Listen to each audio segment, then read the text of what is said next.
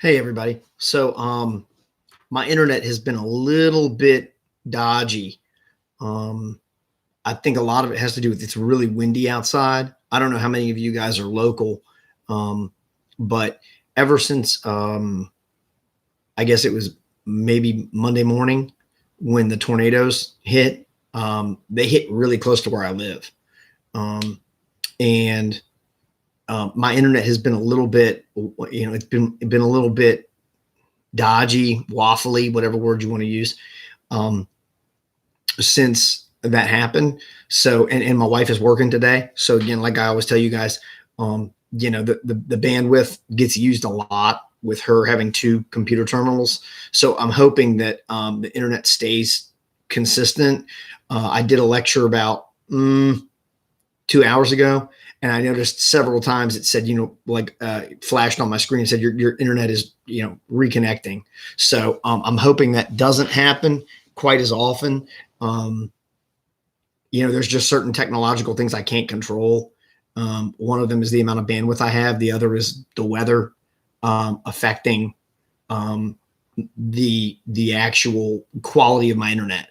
Um, that happens a lot of times when it rains really hard, or when we get bad wind. I mean, I can actually hear the wind outside, like whistling in my window. So um, I just wanted to make sure that I let you know that up front. If anything cuts out, I'll try my best if I see that to stop. That way, hopefully when it reconnects, you didn't miss anything. Okay. So what we were supposed to have read for today, and I hope it gave you a little something to chew on. It did for me. And I've read this article before. I've read it several times. And every time I do, I go back through and it gives me something to chew on. And so I thought we would just jump right into it. I know I see there's only two of you in here. That's fine. Anyone who isn't and wants to look at this later, as usual, it'll be up on YouTube. And if we have some connectivity problems or something, it'll be there. So, anybody who's in the room, what did you take away from this article? And obviously, you're going to have to type it. Just anything, observations, anything even deeper than that. If you wanted to state what you think Achebe's overarching argument is, I'm game to talk about anything. I took a page of notes as I read, so I've got plenty of material that we can talk about.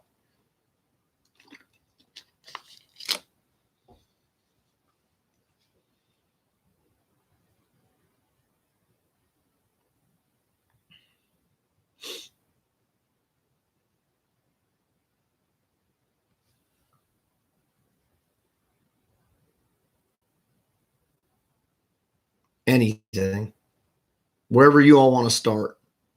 Doesn't have to be the beginning, doesn't have to be the end, doesn't have to be in the middle, anything.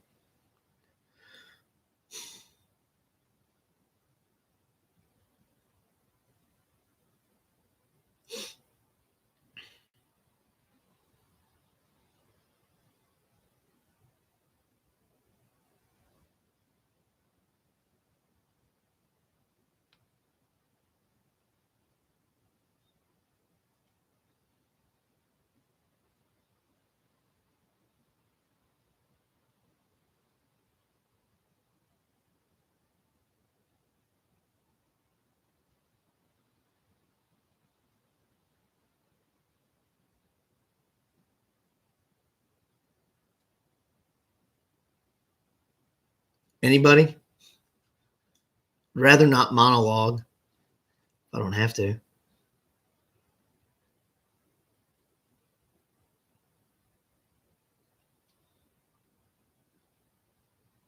And I will just say this up front. If you didn't read, this is definitely something you're going to need to read, because there's going to be questions on your I was going to say midterm, on your final from this. So if you didn't read it, you're going to want to read it.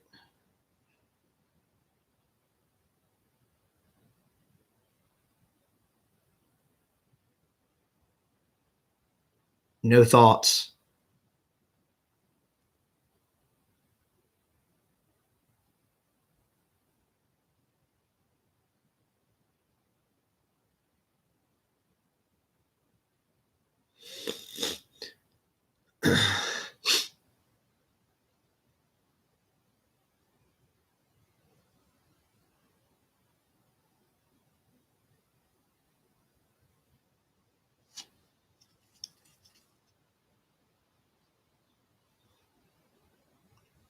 I'll wait a little while longer, then I guess I'll just go. But I really wanted to give you all a chance to sort of steer the discussion with what you wanted to talk about this article.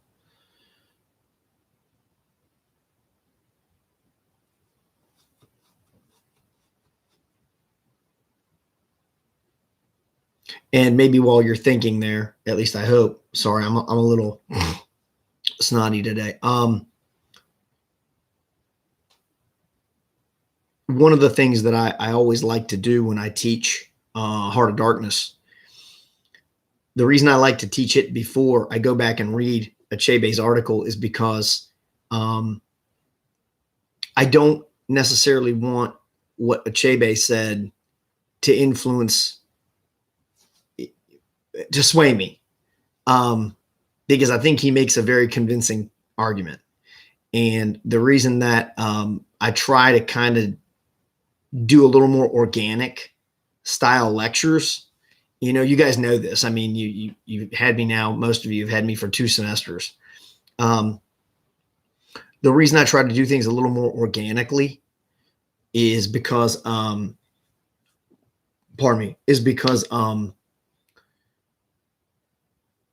I find that if I come in with something prepared, or if I already am completely, what's the word? Completely in tune with everything that I'm having us read for one work, it makes it harder for me to do things organically, meaning off the cuff. I don't have it written down. Than it does if I have all this stuff really committed to my memory when I start lecturing. Because what I find is going to probably happen is it's going to be harder for me to go, more down the middle than it is for me to take a side. So I'm going to assume, because nobody said anything and we're, 7 minutes in, that either you don't have any real thoughts on it, or maybe you didn't read it.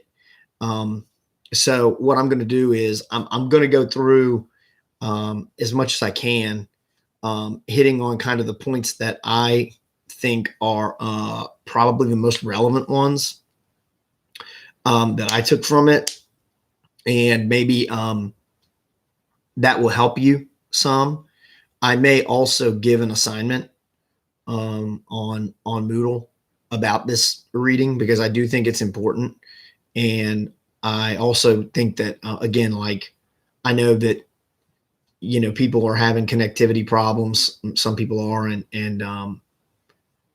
they may not be able to, watch the feed that I'm doing here live. But at the same time,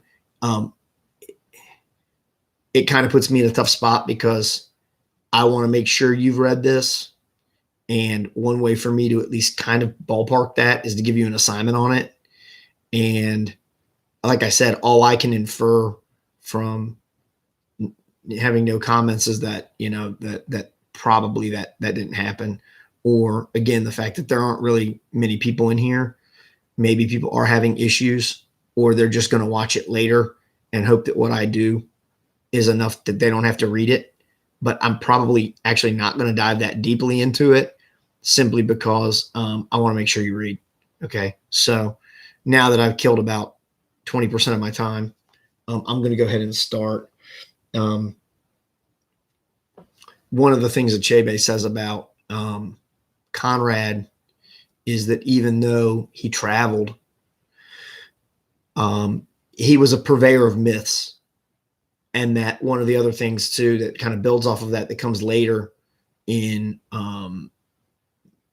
Achebe's essay is that in looking at other scholarship done on Conrad, apparently there's an idea that he was notoriously sort of inaccurate even when retelling his own history.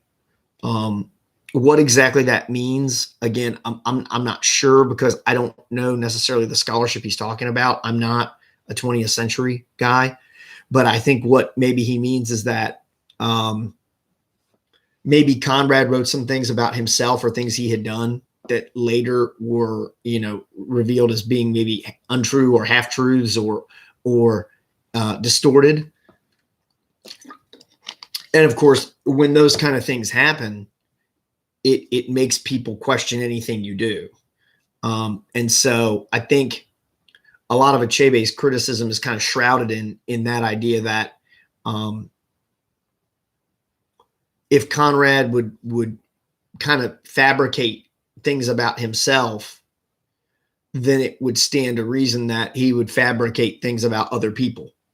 And in this case, I think what he was saying was that even if Conrad had traveled to Africa, and even if he's using Marlowe as his mouthpiece, and he is not quote unquote Marlowe, that the book is still a forum for him to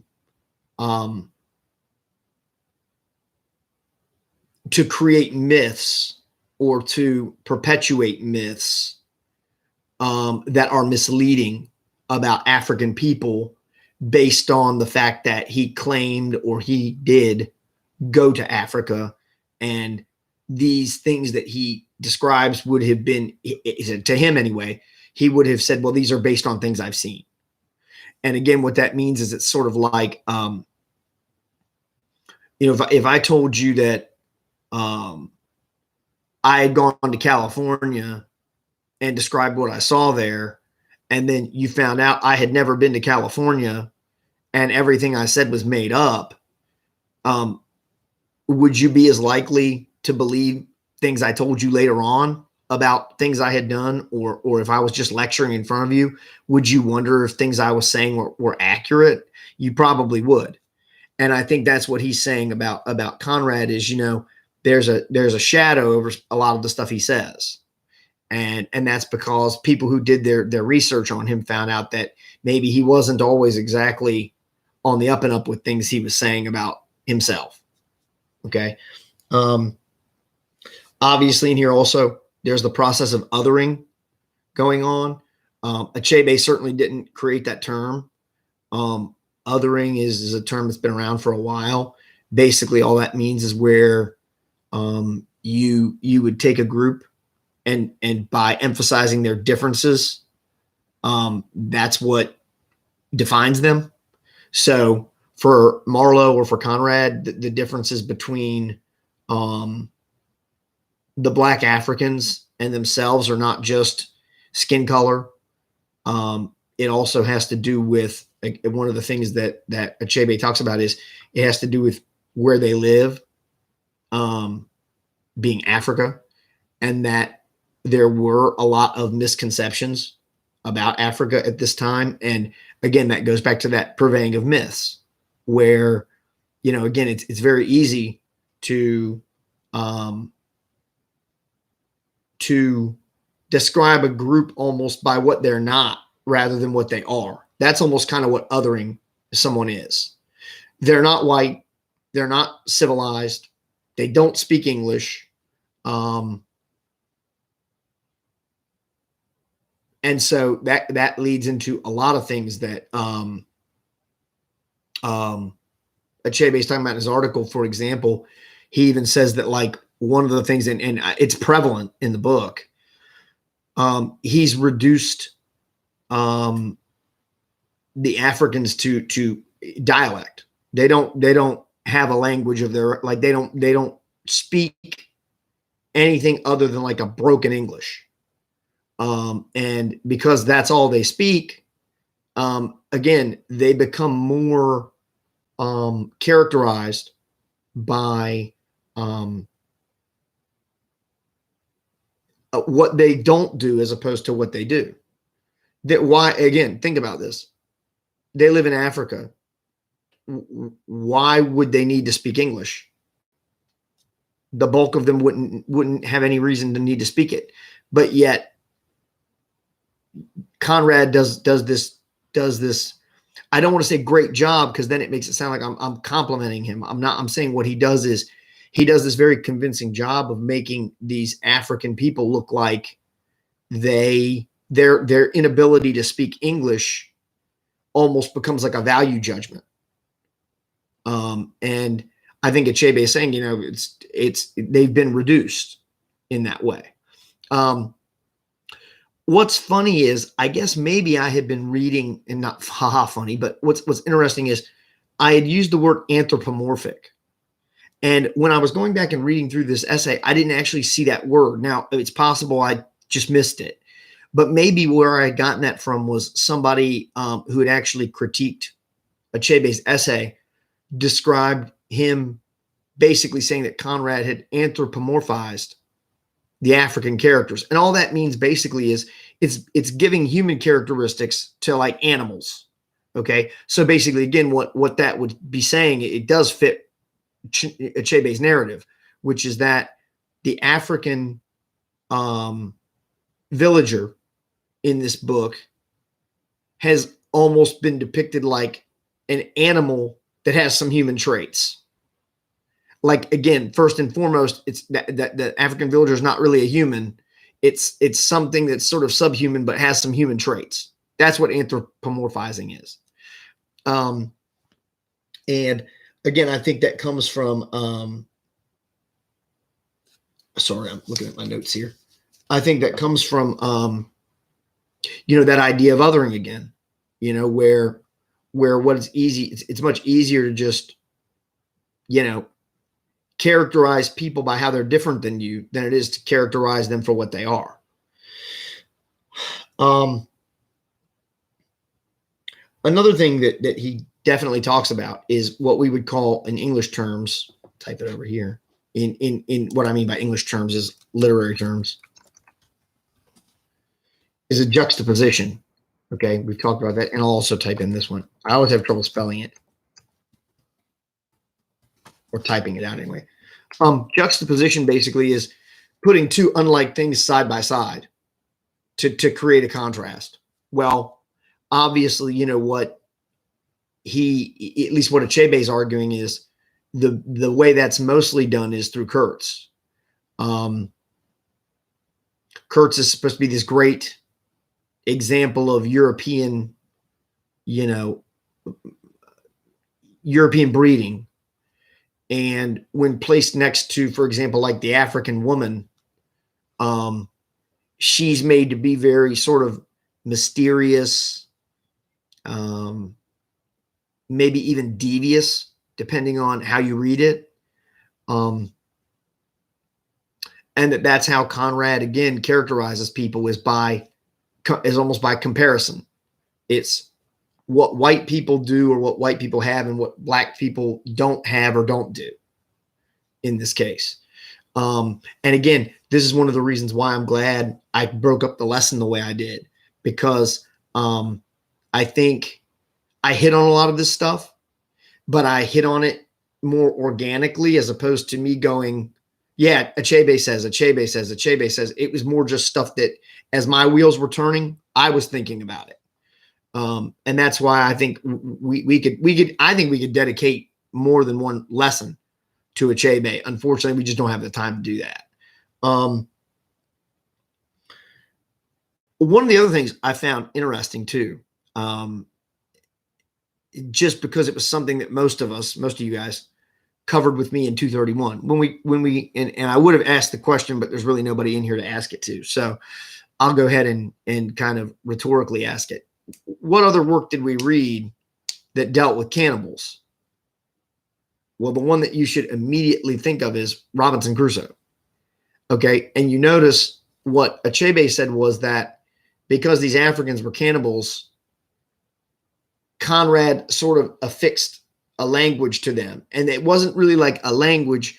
They were more like grunts, and very animal-like sounds. Again, Rousseau talked about how the first man spoke, and I always get the term wrong. I know it's not exclamation, but that's always what I always want to call it. Let me look over here on my other laptop and see if I can find it, because I hate using the wrong terms for things.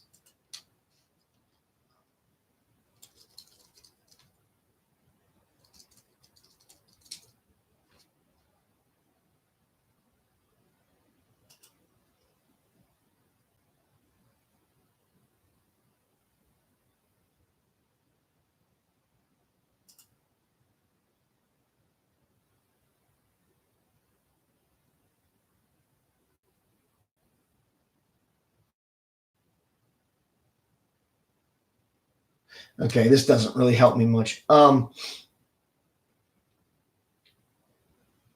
What he says is man's first language was the cry of nature, stemming from mere instinct. Um, I just can't think of the word that he used to describe it.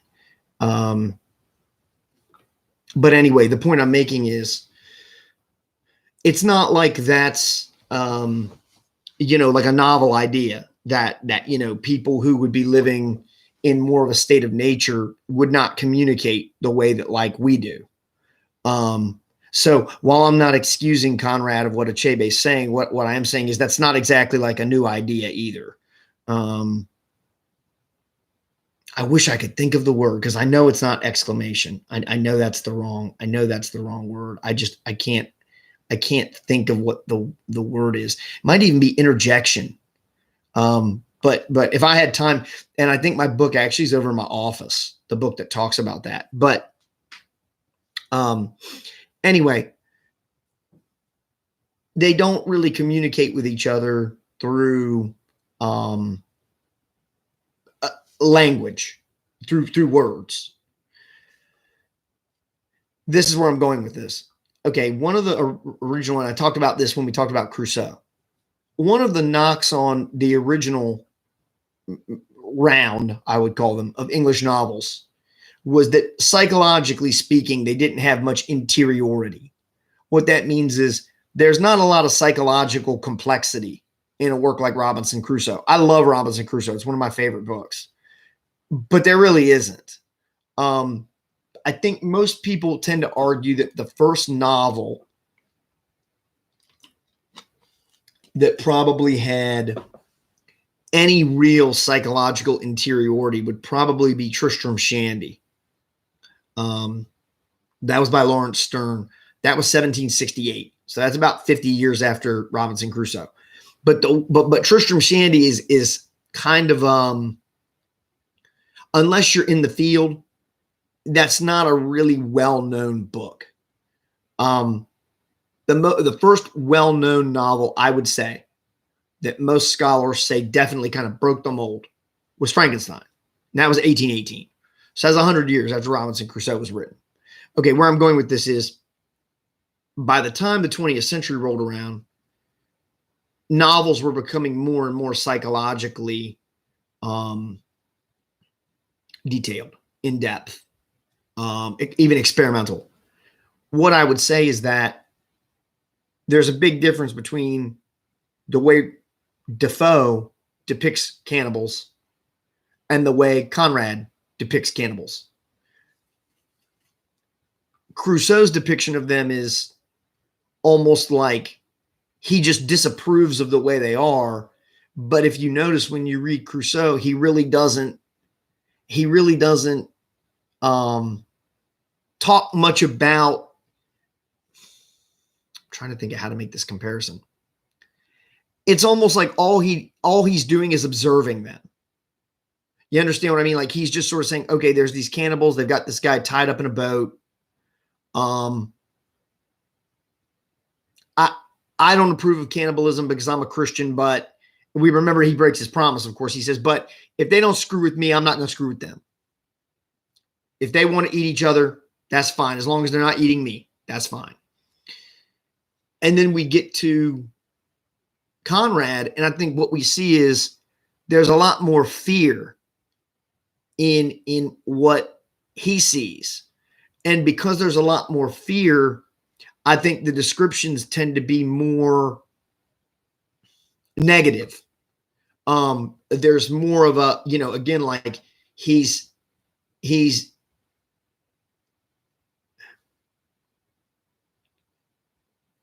the fears manifested itself into, again, what I would call like a value judgment, where these cannibals, they don't talk. They're what they do speak are, incomprehensible. And Achebe had a problem with that because what he felt like was, well, once again, if you look at the beginning, Achebe's article is interesting. I mean, at the very least, if you read it, I hope you thought at least it was interesting, because the way it starts is really very intriguing, because he talks about a conversation that he has with an adult.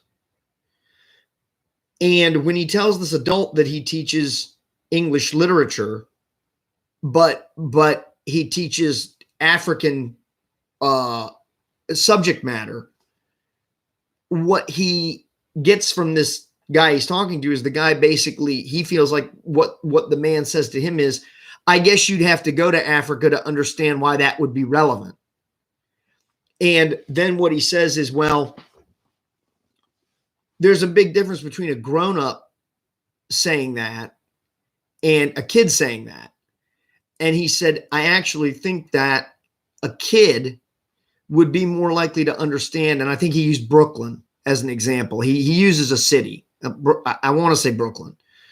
That a kid from Brooklyn would understand that just like in Africa, there are unique mores, values, customs, traditions, speech. Brooklyn is the same way. That a kid would understand that there is almost like a system. And you know, all of the parts of that system combine to create what we would call a culture. You know, again, like we have a culture here. There's a culture at Claflin. There's a culture in South Carolina. There's a culture in the United States. You know, again, like everything is sort of a microcosm of something else. And I think what Achebe was trying to get across by talking about that was that a lot of times adults, and I think he was making a parallel here before he got to it, like Conrad, are all too quick to sort of devalue what another culture may be doing simply because they're not familiar with it. Right? I mean, again, it would be like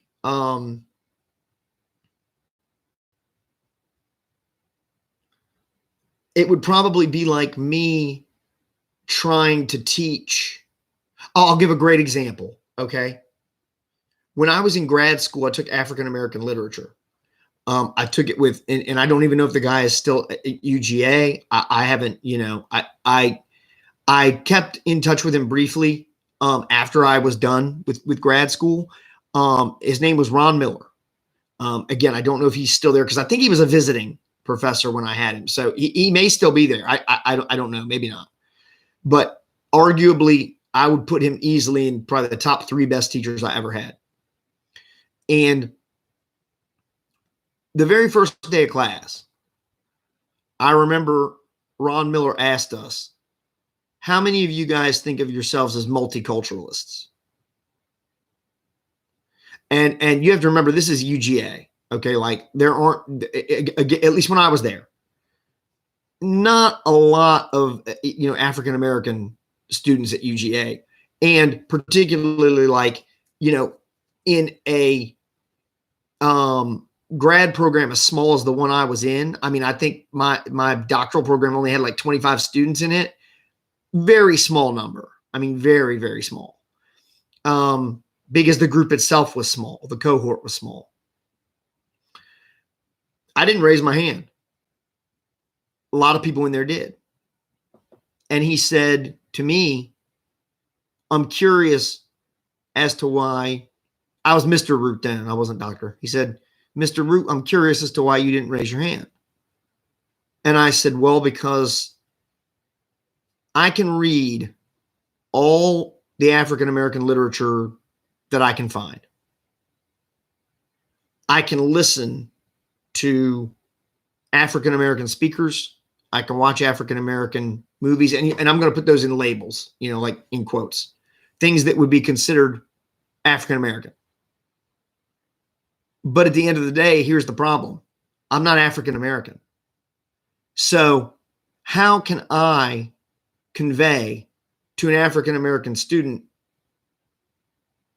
what they should feel about their experience or the experience of the authors writing this book? I'm not African American. The best I can do is read about it and try to understand it that way.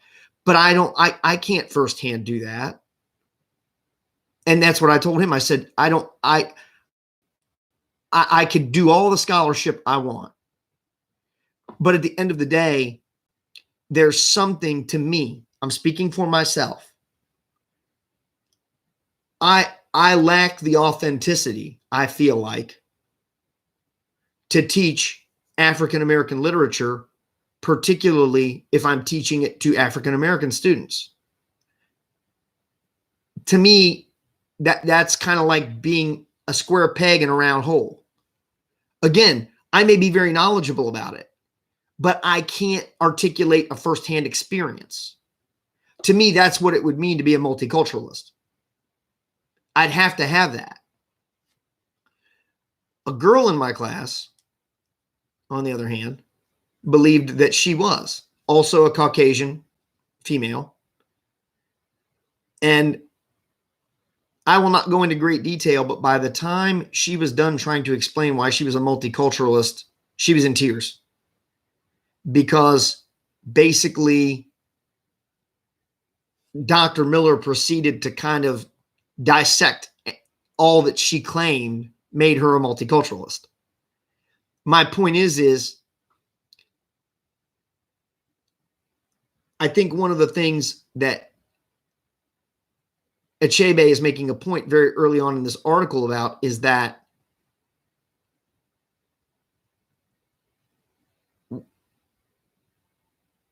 we don't necessarily think about how other cultures, though different from ours, really function in the same way. I mean, if we were going to say being a cannibal is a culture, okay, though we'd probably call it like a subculture, it's still a culture. It still has sort of its rules, its norms, its beliefs, its values. And even here, it's language, although its language isn't words. And what Achebe, I think, was saying was Conrad is all too quick to basically just say, well, these are bad people. And because he describes them in a certain way, a reader walks away with an image of not only are these cannibals bad people who are inarticulate, just savages, but I think what he was saying is the danger in him doing that was it permeates any of the black characters in the book. Pardon me. So what he was saying was basically it's not enough for him to debase the cannibals in the book, but by extension, what he's done is he's made readers think that they represent all the culture there. And clearly they don't. And if you notice again, let's just jump back. When Defoe was writing, if you notice, he doesn't do that. He doesn't do that with the cannibals, really. He does call them savages. He does do that. But again, I mean, that was just a common word of the time. I mean, so, and I'm not defending that word either. But what I'm saying is, you'll notice that Defoe's description of them is much less like, it's not as heinous. There's really not a lot. I mean, honestly, even the physical description is not very detailed. Go back and read it. I mean, we if you want proof of it, go back and compare it. Again, I think one of the things Achebe is making a point about Conrad was it wasn't enough that Conrad told this story. There was an agenda. And I think what he believes is the agenda was to make sure that when people walked away from this book, they walked away from it thinking that lesser of Africans. And one of the things that he talks about that, again, it reflects that internalization, that internal psychology. And and I agree 100% with Achebe here because it's actually written out. One of the things I talked about in my last lecture was I wasn't sure that, Heart of Darkness, the title really does mean what Achebe maybe interprets it to be. And I still say that's ambiguous. I still think, that's up for a debate. But one thing that I don't think is that Achebe brings up is the idea that really what seems to be a very big concern to Marlowe is actually the fact that in our world, what we would call it is 6 degrees of separation. What that means is basically in some way we're all interconnected. We just don't really know what that way is. And I think one of the things that Achebe is getting at is Conrad's biggest fear, or one of them, is that in some way he is kin. He uses the word kinship, I believe, Conrad, in the book, that he may actually be kin to these African people that he looks at with almost what seems like disgust. Like that seems to be a psychological, like a fear for him. Whereas again, I'll go back to Defoe. Crusoe's not thinking anything about that. Crusoe is more just concerned with like surviving. He doesn't really, he's not giving a whole lot of thought to, other than he sees that he's outnumbered and he's worried that if they ever decide to come on the island, they could kill him. He is worried about that. But I think that's just a natural fear. What I'm saying is he's not imposing negative traits on them because he's worried that he might be related to them. So he wants to distance himself from them. Whereas I think Achebe is saying that's what Conrad is doing. And I would agree with that. Okay. I hope that didn't get too convoluted, but I'm trying to give you the nuts and bolts. Obviously, one of the great quotes in there where Achebe leaves little doubt. I believe that Conrad is a thoroughgoing racist. Okay, that's the quote. So he leaves no doubt as to where he stands on Conrad. And another one of the things you have to understand is some of the quotes he used in there were not from Heart of Darkness. They were from other works that Conrad wrote. I think Lord Jim was the one where the N-word was used a lot. And again, what he's saying is that Conrad apparently, in his eyes, had an affinity for the word. And if you weren't racist, you wouldn't need to constantly be using that word. Conrad did use that word a lot. Again, is that, and I think Achebe actually, to his credit, toward the end kind of says, yeah, we could excuse that based on the time frame, but at the same time, is it necessary to be so egregious about it? No. And the egregiousness is probably what leads Conrad or what leads Achebe to say, even language-wise, the writing itself becomes racist when you become reliant on using words like that to describe people, because it's not necessary. I mean, I think we could say that even then. It's not necessary. I mean, for example, again, I'll go back to it. Look at Robinson Crusoe. That was written 100 years earlier. Is that word ever used? It's not. I read that book so many times. And that's 100 years. That's 200, almost 200 years earlier. Okay. I mean, it was 180 years between when Defoe wrote Crusoe and Conrad wrote Heart of Darkness. Defoe didn't use those words. They were probably more prevalent during Defoe's time, but Defoe doesn't use them. Again, I mean, I think Achebe makes a strong point. Why do you need to lean on those words? You don't need to. And I don't think Achebe would, honestly, he strikes me as being somebody who's even-handed enough to say, you know what, if you needed to use the word maybe here and there, I get it. But it's overkill in a lot of the stuff he wrote. And if he weren't racist, he wouldn't have needed to do that.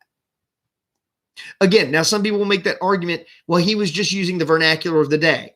Again, it's not my job to sit here and tell you whether that's right or wrong.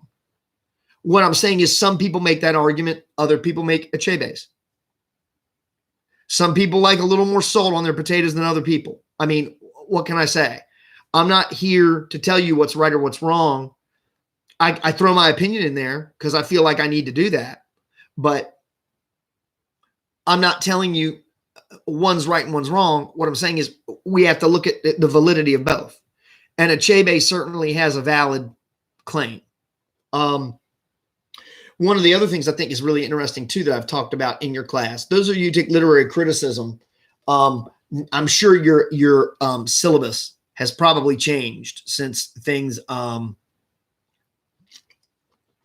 gone virtual. But I think Dr. Wong teaches that. I would hope, just for the sake of interest alone, that you guys are taught a Freudian or psychoanalytic criticism in there. If you're not, you're missing out. It's really, I think, one of the more intriguing fields of literary criticism. And if you notice Achebe, this article was written in 1977, so it's about 40 years old. Psychoanalysis was super hot in the 70s. In fact, just to show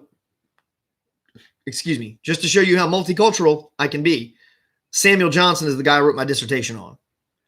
There was a book written also in 1977 by a guy named Walter Bate. And it was a biography of Johnson, but it was different than most of them because it was a psychoanalytical one. It was written almost completely in a psychoanalytical context. So where I'm going with this is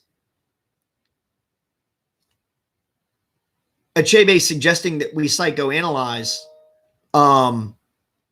Conrad is not a bizarre thing. And it's certainly not a bizarre thing for that time period. That was the hot way to read something. And again, to psychoanalyze things in that book, Heart of Darkness, would make sense to do. Particularly, I think he was referencing the part with the woman in Kurtz. Why is it portrayed that way? Remember, psychoanalysis has to do a lot with repressed sexual feelings. I'm just looking at my notes here. God, my writing is really bad. He says, at least then, it was the most commonly prescribed piece of English literature in 20th century English lit classes. I don't know that it's still that way. I know there was a pretty heavy movement within probably the last 10 or 15 years, not maybe to get Heart of Darkness removed from a syllabi, but maybe to have it less heavily concentrated on, because I think with, again, a phrase I used earlier, I gave a lecture earlier today,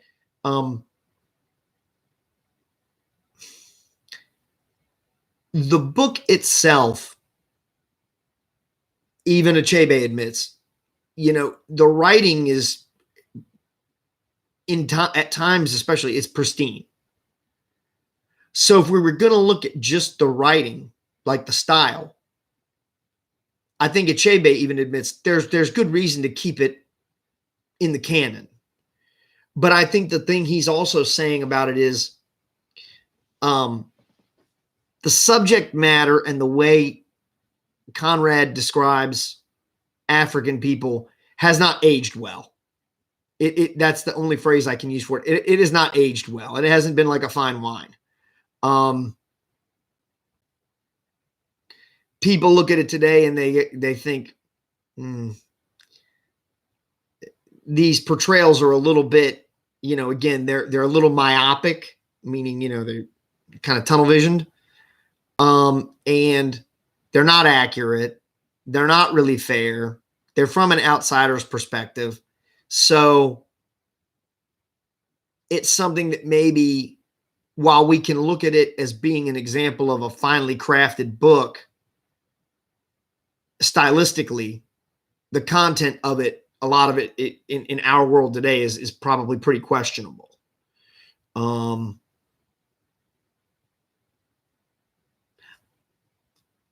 I think for students, again, I'm going to give my opinion here. I remember the first time I had to read this book, and to this day, I'm not going to sit here and say I'm a huge fan of it, but I think I appreciate the craft of the book a lot more now than the first time I read. The first time I read this book, I thought it was painful. I mean, I barely could. It was all I could do to read it. I felt like it was that boring. So what I'm getting at is, as far as people taking it off of syllabi, I think if I were going to take it off my syllabi, it would be because I think students think it's very boring. But I think as far as looking at it as being well crafted and an important piece of literature, I don't think you want to just take it away. But I think it's one of those things where, you know, students are not exactly like excited or thrilled by it either. And that covers all students. I'm not just saying people who may be African American. I'm not stigmatizing a group. I'm saying students as a whole, including me at age 20 when I first read it. I was like, this book is just, like, this is boring. But again, you get older, your tastes change, and you can appreciate things even if you don't necessarily like them. You can respect them. Let me wrap up on 2 points. The first one I want to wrap up on is where, and again, I think it's a commentary on Conrad as a person, maybe more than an author. We talked about how, and I remember last time I lectured, Belrica chimed in and knew what a cartographer was, a map maker. Well, if your mind is geared that way, like the example I always use in your class is like an engineer. Engineers' minds are geared a certain way. I wish I had that mind. I'd make a lot more money. Engineers, cartographers, people that do work like that, their minds have to be extremely detail oriented. And I'm not telling you I'm not detail oriented. I think most of you would say, man, when you grade my papers, you're pretty detail oriented. I am, but it's in a different way. And what he says that, and I think for Achebe, it's problematic. And I think it also is not just problematic in the sense of how maybe things are depicted, but problematic in the way that the novel itself is shaped. He says Conrad has an obsession with putting things in their place.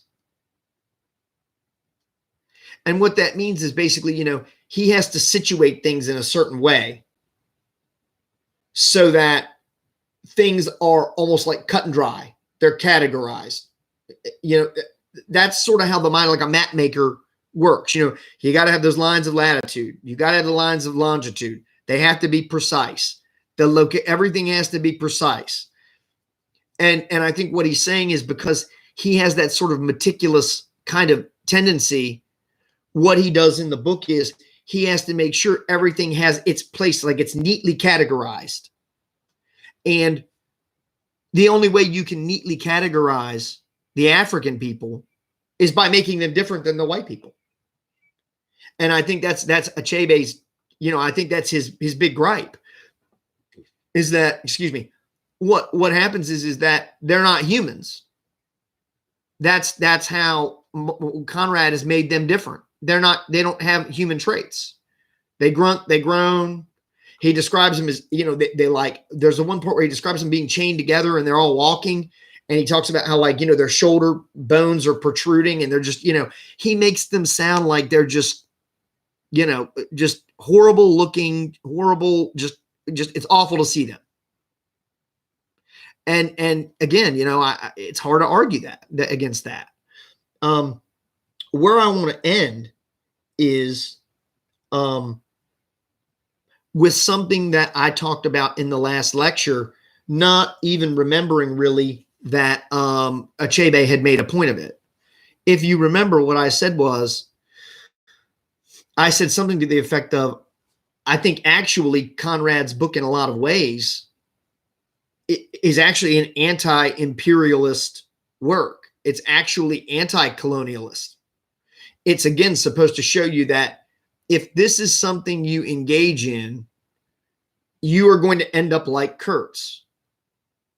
You know, you're going to end up soulless.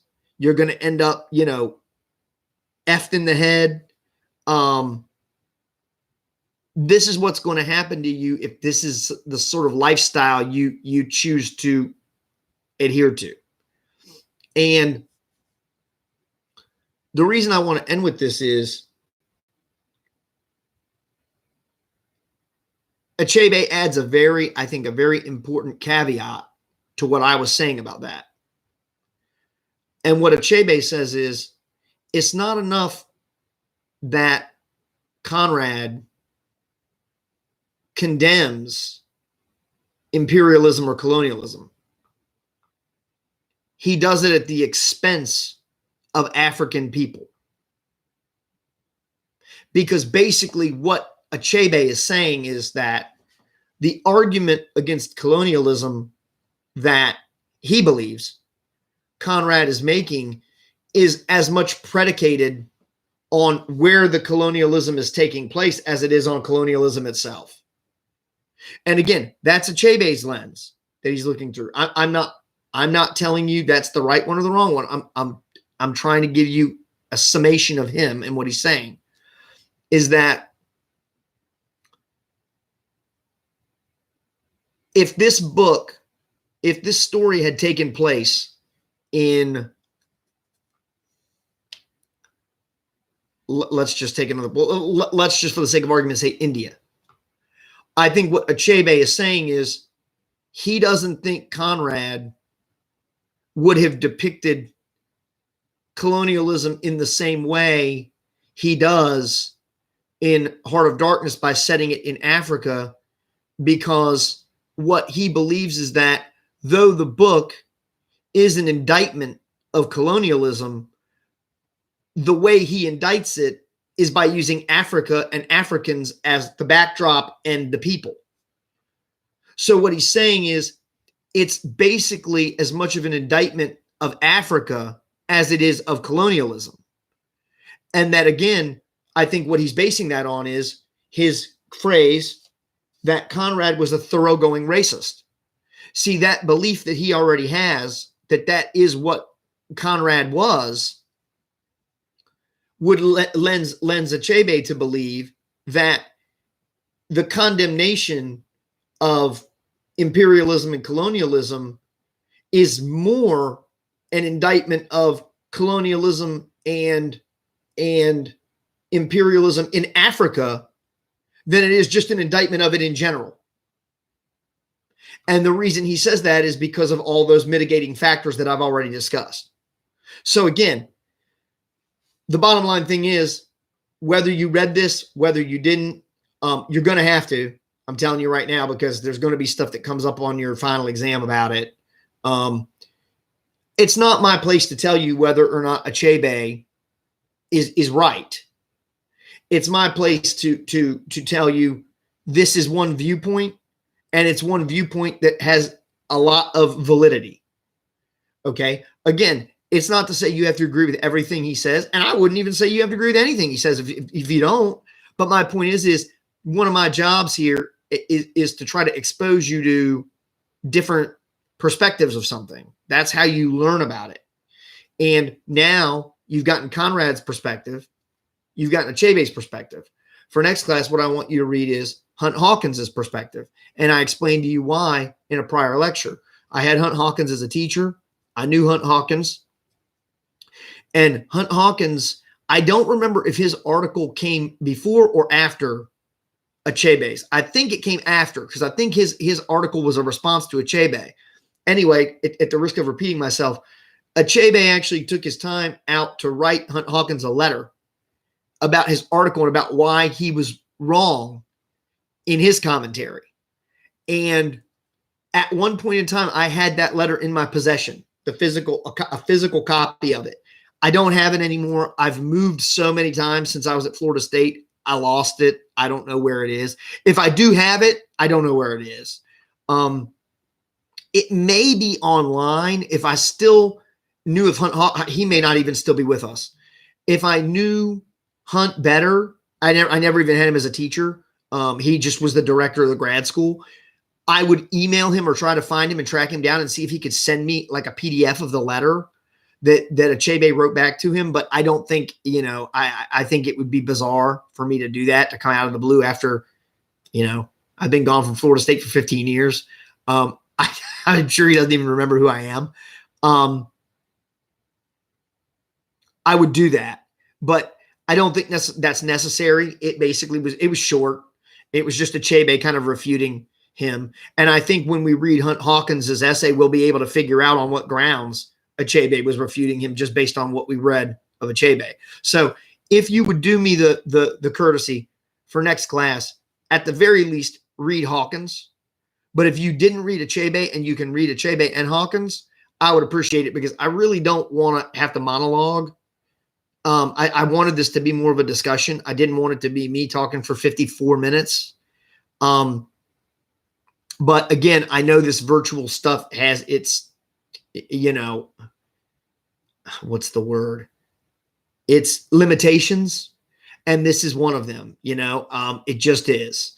And I will say, though, that if I start a live stream next class and either there's not more participation or there's not more people in the room, I may just stop it and do it later. Because again, like in the midday when I'm doing this, I mean, I could be doing other things. I could be running errands or doing things that need doing around here. That's when I have my most energy, is at the middle of the day. And so, again, it's one of those things where if people aren't here and we're not engaging, there's really not any reason for me to go live. I mean, I could just do this at 6 o'clock at night and just post it. You can watch it whenever you want to watch it.